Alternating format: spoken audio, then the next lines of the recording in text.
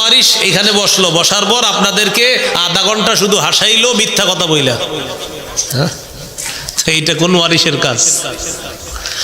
মনে করেন আমি আপনাদের সামনে বসলাম, বসার পর আপনাদেরকে হাসাইতে হাসাইতে হাসাইতে হাসাইতে একদম আর আপনারা বললেন ভাই হুজুর একটা মজার হুজুর।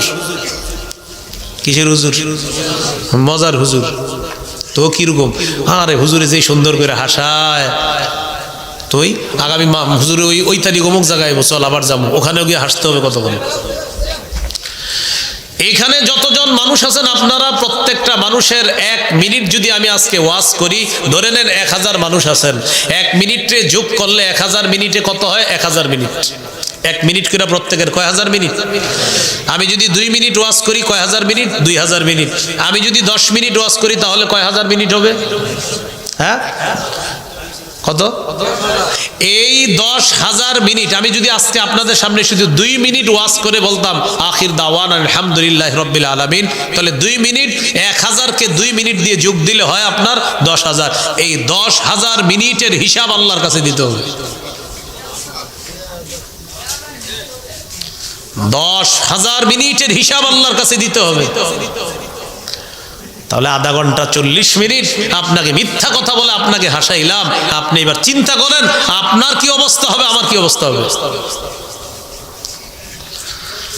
তো যিনি দাওয়াত দিবে, কোরআন সুন্নাহর প্রচার করবে, তিনি নবীর ওয়ারিস, এটা তার মনে রাখতে হবে।